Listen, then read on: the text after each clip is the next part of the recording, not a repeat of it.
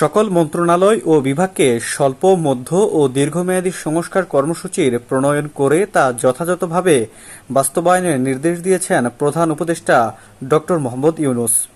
আজ দুপুরে তেজগাঁয়ে প্রধান উপদেষ্টার কার্যালয়ে সচিবদের সঙ্গে বৈঠকে তিনি এ নির্দেশ দেন। সকল মন্ত্রণালয়ের সচিবরা এ সময় উপস্থিত ছিলেন। বৈঠকে প্রধান উপদেষ্টা ড. মোহাম্মদ ইউনূস যে সকল নির্দেশনা দিয়েছেন সেগুলো হল: সরকারের সব পর্যায়ে সংস্কার কর্মসূচি গ্রহণ ও বাস্তবায়নে মার্চিং অর্ডার প্রদান করেছেন।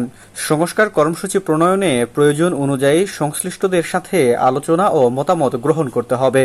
জুলাই আগস্ট গণঅভ্যুত্থানে ছাত্র জনতা বৈষম্যহীন মানবিক দেশ গড়ার প্রত্যয়ে যে ভয়হীন চিত্ত আমাদের উপহার দিয়েছে, তার উপর দাঁড়িয়ে বিবেক ও ন্যায়বোধ উজ্জীবিত হয়ে আমাদের স্ব ক্ষেত্রে সততা, নিষ্ঠা, জবাবদিহিতা নিয়ে নতুন বাংলাদেশ গড়তে হবে।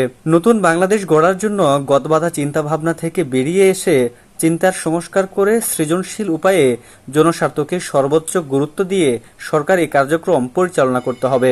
দুর্নীতির মূলোৎপাটন করে সেবা সহজীকরণের মাধ্যমে জনগণের সর্বোচ্চ সন্তুষ্টি অর্জন করতে হবে।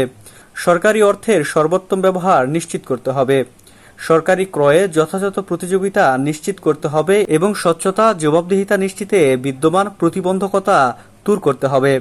স্বল্প, মধ্য ও দীর্ঘমেয়াদী সংস্কার কর্মসূচির সময়াবদ্ধ কর্মপরিকল্পনা দাখিল করবে, যা নিয়মিত মূল্যায়ন, পরীক্ষণ করা হবে। ছাত্র জনতার গণঅভ্যুত্থানে সৃষ্ট নতুন বাংলাদেশ নিয়ে বিশ্বব্যাপী যে আগ্রহ, ইতিবাচক ধারণা তৈরি হয়েছে, দেশের স্বার্থে তার সর্বোত্তম উপায়ে কাজে লাগাতে হবে। হুমায়ুন কবির, সময়ের আলো।